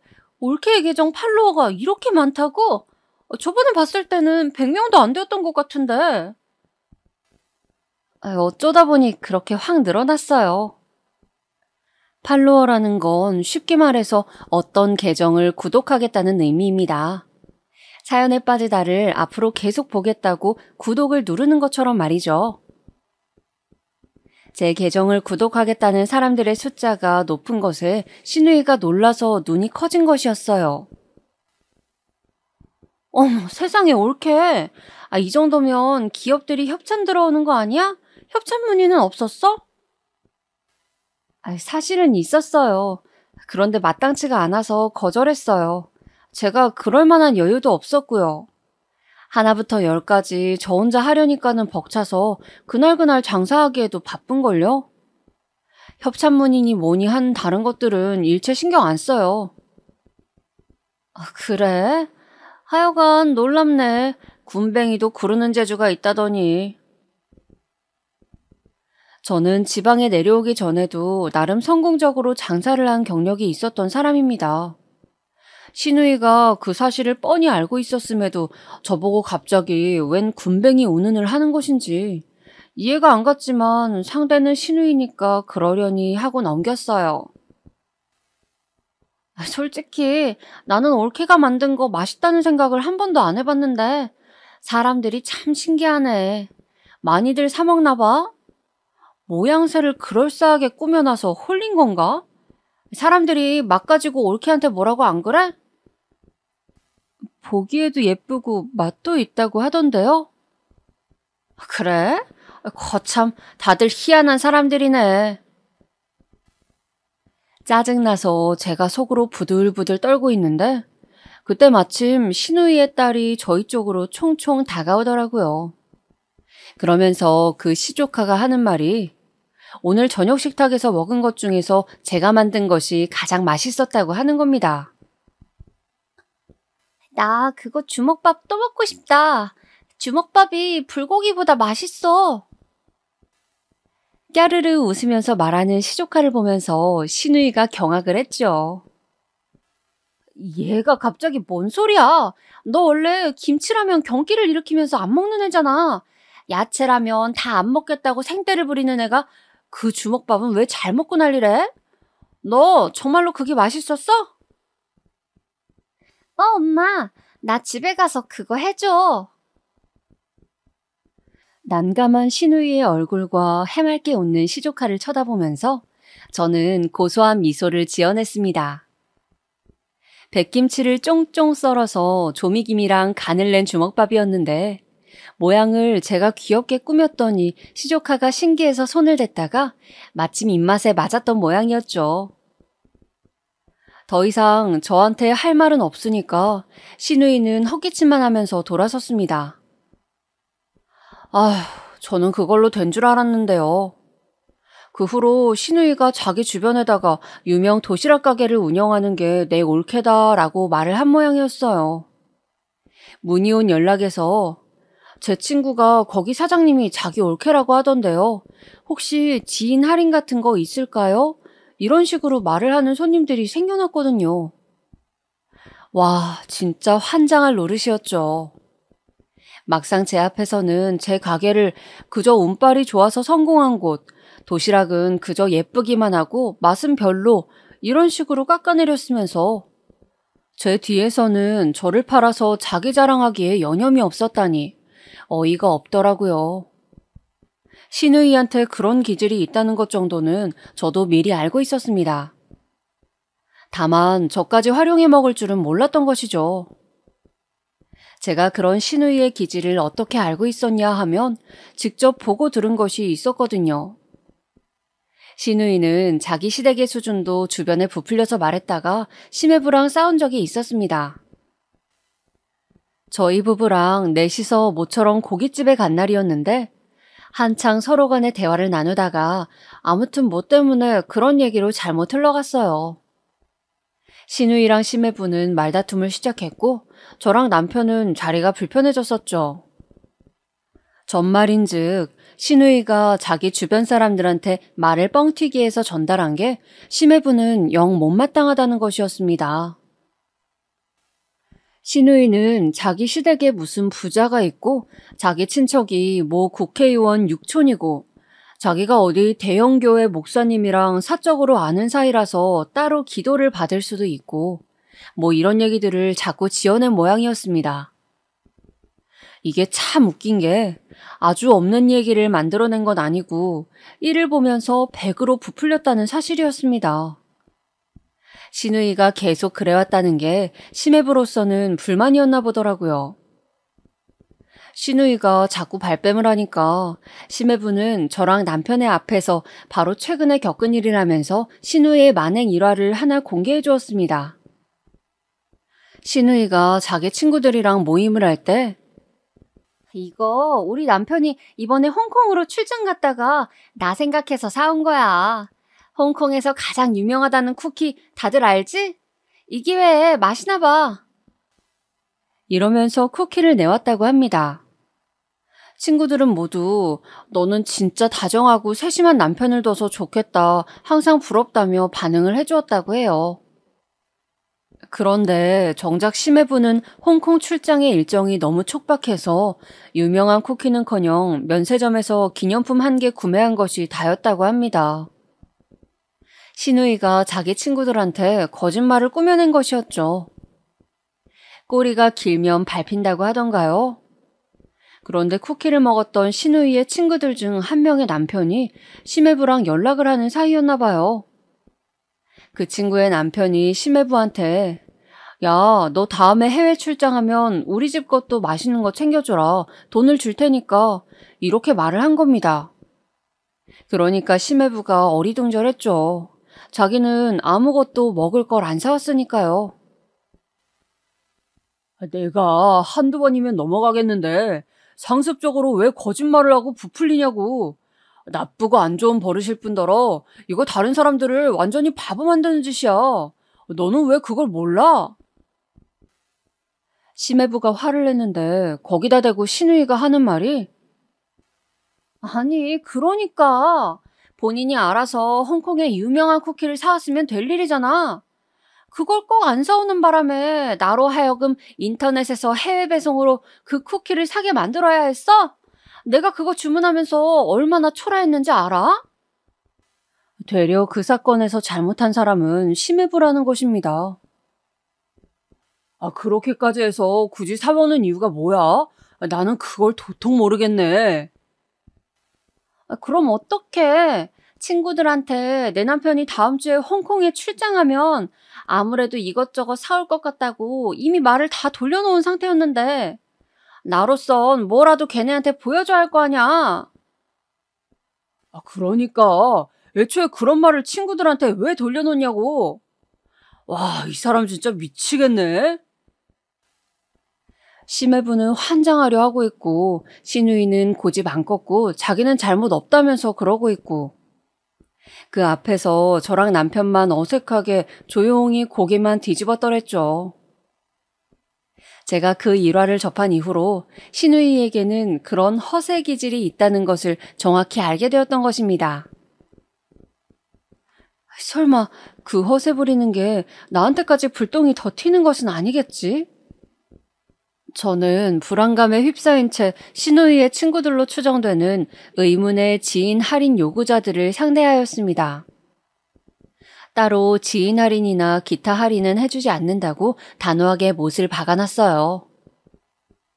애초에 들어가는 재료값이나 노동 수준에 비해서 가격이 높게 책정되어 있지도 않았습니다. 그렇게 저는 더욱 제가 만들어서 판매하는 도시락들이 자랑스럽기도 했거든요. 그런데 웬 신우이가 말을 이상하게 전해놔서 뭐를 흐리려는 것인지. 그리고 신우이 집이랑 제 가게는 거리가 썩 가깝지 않아서 굳이 도시락을 사러 오가기에는 효율성이 떨어졌었거든요. 그런데 할인이라는 말이 들어가니까 그 사람들이 싸게 먹으려는 욕심으로 저한테 자꾸 문의를 해오는 것 같았어요. 마음 같아서는 연락해서 도대체 주변 사람들한테 내 가게 이야기를 어떻게 전한 것이냐, 혹시 할인이라도 받을 수 있다고 한 것이냐, 이렇게 따져 묻고 싶지만 차라리 아무 말도 하지 않고 조용히 넘어가는 게 상책일 수도 있어. 그냥 모른 척 해야겠다. 저는 신우이의 작태를 모른 척 넘기면서 무시하였습니다. 그 어떤 것도 묻지 않았어요. 그리고 나서 거의 3주 정도가 흘렀을 때였습니다. 신우이한테서 먼저 연락이 왔어요. 올케, 내가 올케네 도시락 좀 주문을 하려고 하는데 할인 되지? 네? 무슨 할인이요? 그런 걸 꼭 말을 해야 알아들어. 가족 할인! 세상에. 제가 이 가게를 차릴 때 과장 하나 안 하고 10원 한 장도 보태주지 않은 게 신우이였습니다. 가게 오픈을 하고 나서 심해부가 일부러 주문을 넣고 매상도 올려주면서 인테리어 소품으로 쓰라고 선물도 보내오긴 했었는데요. 절대 신우이한테는 말하지 말라면서 그랬다가는 난리 난다고 저한테 입단속을 철저히 시켰습니다. 저는 당연히 입을 다물었고요. 그러니까 심해부가 독단적으로 신우이 몰래 제 가게 오픈을 축하하면서 선물을 주었을 뿐이지 신우이는 일절 뭐 얹어준 게 없었다는 겁니다. 얹은 거라면 있기는 했었네요. 딱 보니까 한 달에 주문 10건 정도만 들어오게 생겼고 계약기간 채우면 다행이고 그 전에 무조건 당해서 문 닫을 것 같다는 그런 악담을 저에게 얹어주긴 했었습니다. 도시락 먹고 싶으면 편의점 가서 4,000원 주고 골라서 사 먹을 것이고 한 끼 밥이 사 먹고 싶은 것이면 분식집이나 백반집을 가면 되는데 사람들이 저의 도시락 가게를 이용할 리가 없다면서 자기 딴에는 각종 이유를 들어서 제 가게가 망할 것이라고 예언을 했어요. 하지만 저의 가게는 신우이의 강력한 예상을 깨고 제가 기대했던 것 이상으로 비상하고 있었죠. 그 사실에 겸연쩍어 하거나 미안해하기는커녕 대뜸 가족 할인을 입에 올리다니 이건 해도 해도 너무한 것이었습니다. 제가 워낙 낮은 마진으로 판매를 하고 있어서요. 따로 할인은 어려울 것 같아요. 그리고 죄송하지만 제가 많이 바쁠 만큼 장사가 잘 되고 있어서 아쉽게 손 벌리고 싶지도 않고요. 제가 조용히 말씀드렸더니 신우이가 저한테 신경질을 내면서 먼저 전화를 끊더군요. 이만하면 알아들었겠지 싶으면서도 마음 한켠으로는 심해부 얼굴 봐서라도 한 번은 해준다고 할 걸 그랬나 싶기도 했습니다. 왜냐하면 가게를 오픈하고 나서 신우이한테 제 도시락을 가져다 주거나 따로 초대를 한 적은 없었거든요. 그 점이 내심 캥겨왔었어요. 너무 정없게 굴었나 싶어서요. 괜히 불편한 마음을 가지고 지내던 때였습니다. 다시 신우이한테서 연락이 왔었는데요.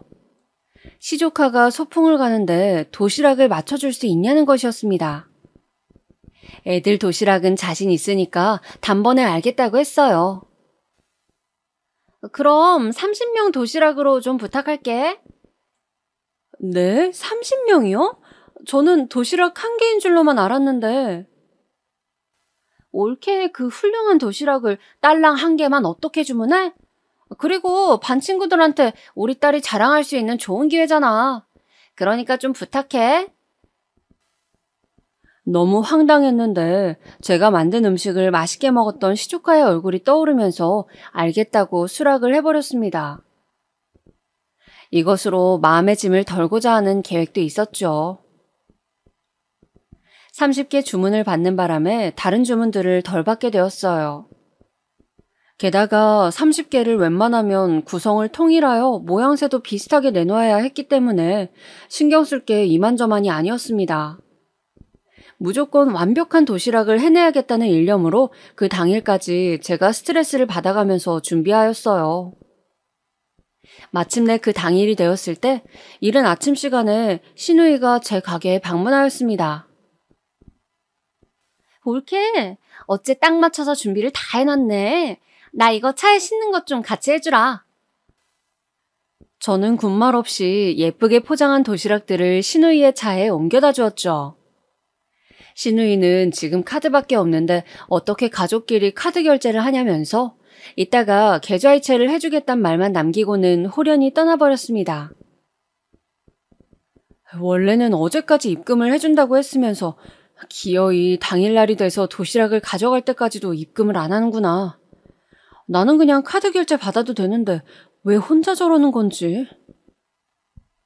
머리가 지끈거렸지만 어쨌든 대형 건수를 해결했다는 생각으로 홀가분했습니다. 만들어낸 결과물이 만족스럽고 자신 있기도 했으니까요. 그렇게 해냈다는 생각으로 다른 작업들을 하면서 시간을 보냈습니다. 그런데 그날 오후 신우이에게서 어처구니 없는 소리를 들었습니다.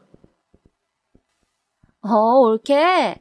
혹시나 입금 기다리고 있을까봐 내가 말을 해주려고. 내가 웬만하면 돈을 주려고 했는데 오늘 직접 맛을 봤더니 영 별로더라. 보기만 그럴싸하지 먹을 맛이 안 났어. 애들 상대라고 너무 쉽게 생각했구나? 내가 맛을 볼 거라는 생각은 못했나 보지? 앞으로 더욱 정진하라는 의미에서 이번 건 돈을 안 붙일게. 화가 나다 못해서 막 웃음이 나더라고요. 제가 신우이한테 분명히 말했습니다. 헛소리 하지 말고 그냥 돈 붙이세요. 저는 어쨌든 돈 받아내야겠으니까요. 그랬더니 저한테 역으로 이런 욕 저런 욕을 해대더니 먼저 전화를 끊는 겁니다. 심해부가 알면 어쩌려고 또 저렇게 막 나가나 싶었네요. 혹시나 정말로 도시락이 맛이 없었나 싶어서 검색을 해봤더니 시조카의 같은 반 친구의 학부모가 자기 계정에다가 우리 아들이 오늘 귀여운 캐릭터 도시락이 너무 맛있어서 신이 났다네 이런 글을 올려놨더라고요. 그걸 보니까 저는 제대로 화가 나서 신우이의 허세를 꺾어놓기로 했습니다. 심해부를 통하지 않고 바로 시조카의 담임 선생님을 통하기로 한 것이죠. 안녕하세요. 학계동의 많은 마음 도시락 가게 사장이에요. 선생님 반에 윤설아 있죠? 윤설아의 어머님 박채희가 제 형님 되시는 분이에요. 형님이 소풍 도시락 30개 주문하면서 설아 몫으로 1개만 결제했거든요. 나머지 29개는 각자 부모님께서 저한테 입금을 해주실 텐데 알고 보니까 제가 계좌를 전달 안 드렸지 뭔가요? 원래 도시락 박스에 계좌번호를 살포시 적으려고 했는데 제가 이렇게나 정신이 없네요. 선생님께서 제 계좌를 학부모님들께 공지하여 주시면 감사할게요. 전말을 확실히 모르셨던 담임선생님께서는 학생들의 학부모에게 해당 내용을 싹 다 돌리셨습니다. 돈 문제였기 때문에 빨리 해결하시려는 의도셨겠죠. 그랬더니 바로 난리가 난 거예요. 설아 어머니, 본인이 유명 수제 도시락 가게에서 쏜다고 해놓고 입금을 각자 하라는 건 대체 무슨 상황이에요? 다들 화가 잔뜩 나서는 신우이한테 따져들었대요. 그야말로 공개 처형을 당한 신우이는 어떻게든 수습을 해보고자 저한테 바로 입금을 해주면서 저보고 담임선생님과 학부모들한테 뭔가 오해가 있었다는 식으로 전달 좀 해달라고 하더라고요. 제가 왜요? 정말로 오해가 있었던 것도 아니잖아요. 할 말이 없어진 신우이가 입을 다물었죠. 그 후로 저를 가만 안 두겠다면서 적반하장으로 날뛰다가 오히려 무슨 일이 있었는지 심해부한테 들키는 바람에 더 손해를 봤습니다. 심해부가 신우이한테 자꾸 이러면 당신하고 살기 힘들어진다고 했다나 봐요. 기세가 점차 꺾인 신우이는 더 이상 없는 얘기를 지어내거나 상황을 부풀리지 않게 되었답니다.